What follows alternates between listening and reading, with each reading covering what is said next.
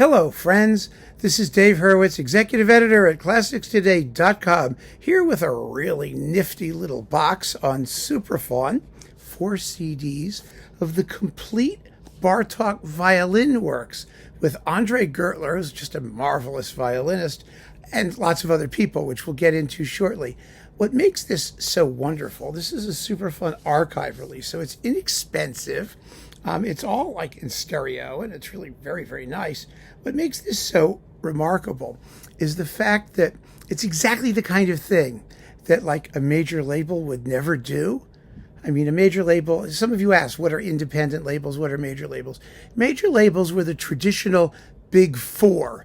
The big 4 or 5, actually, depending how many there were, but depending who they were, how you define them. But it was basically Deutsche Grammophon, Philips, Decca, RCA, Sony, and Warner, EMI, HMV, whoever they are, now because they've all consolidated and but these were the international labels with huge distribution and the media conglomerate people who had classical divisions, which were a teeny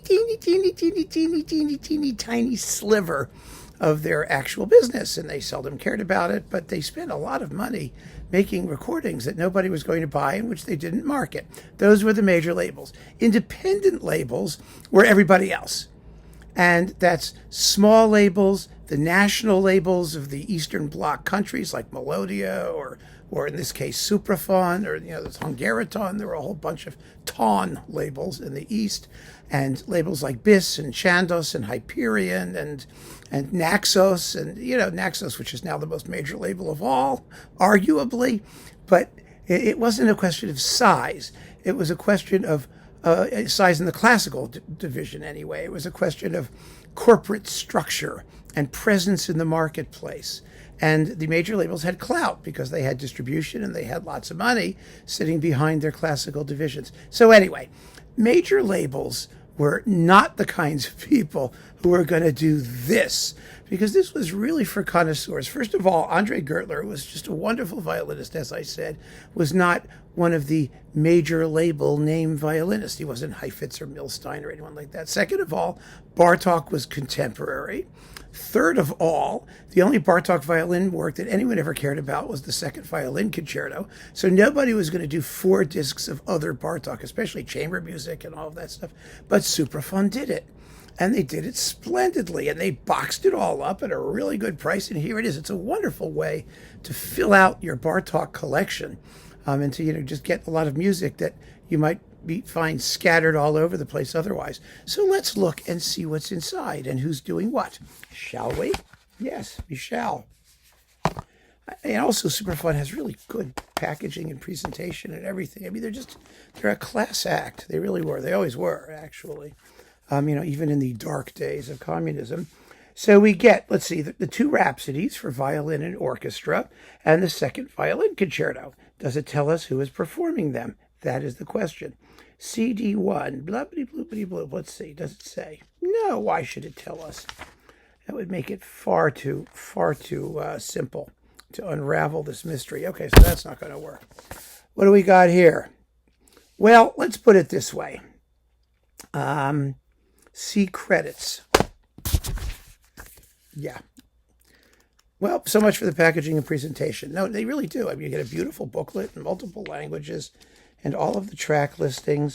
I do wish that there must be somewhere here where they've got here they are. Yes, it's all in the back.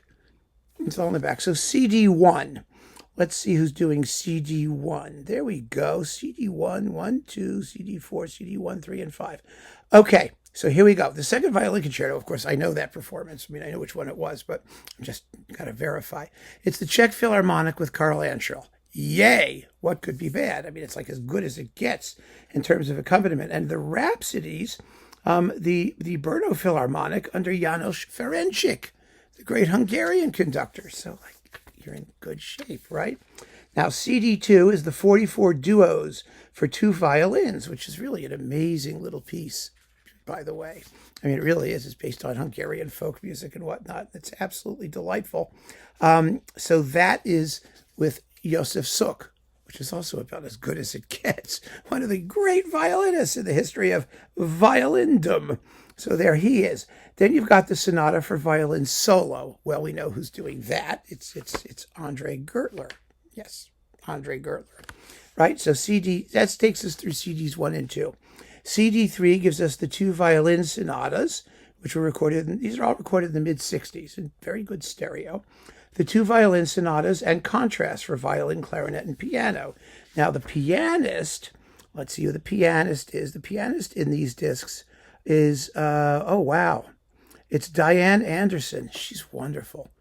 First-class violinist. You know, she shows up as I believe she was, Danish or Dutch or something like that? I mean, someone will tell me if I don't get it, but she's really good.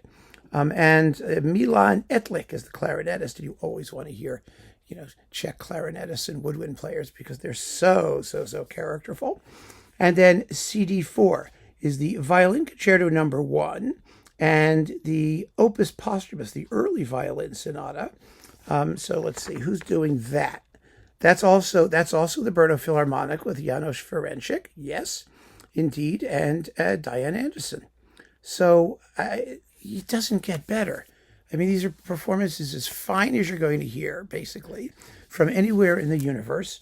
And they're all extremely conveniently packaged in this lovely little 4-CD set. So what could be better? If you're looking for Bartók's violin music and you just know the Violin Concerto, get this. If you want to get it all, get this. If you want to supplement it with other performances of favorite works, you can do that. But this is a wonderful, dare I say it, reference box. It really is, because it's just all here. Terrific, right? So keep on listening, friends. Thanks for joining me. Take care.